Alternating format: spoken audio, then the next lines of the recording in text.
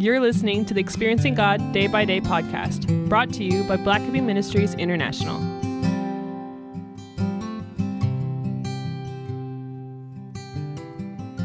November 15th, Christian anger, Ephesians 4, verse 26. Be angry and do not sin. Don't let the sun go down on your anger. Few things are more destructive to Christians than anger. Anger causes us to lose our self-control and to say and do things we would otherwise never consider.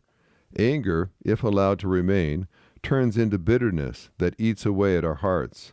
Scripture consistently commands believers to put away anger and lists it as one of the sins of the flesh, Ephesians 4, verse 31. At times we try to defend our anger by citing Ephesians 4:26. As additional proof, we argue that Jesus cleansed the temple in righteous indignation. Ephesians refers to anger that does not lead to sin. Jesus was capable of being angry without sinning.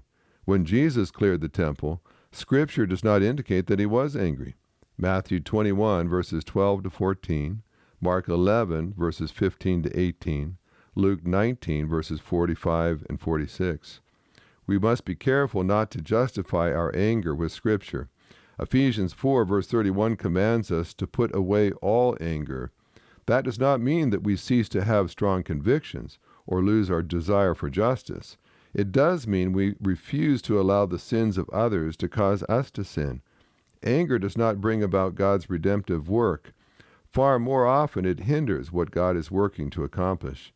If you feel that you have a righteous anger because of something that has happened, see if you are holding anger in your heart without sin. Is your anger turning into bitterness? Is your anger causing you to speak in an unchristian manner to someone or to gossip about them? Is your anger causing you to make excuses for your own ungodly behavior? Is your anger preventing you from acting in a loving, redemptive, and Christ-like way toward someone? You must examine any anger within you and allow God to remove any sinful attitudes that your anger may have produced.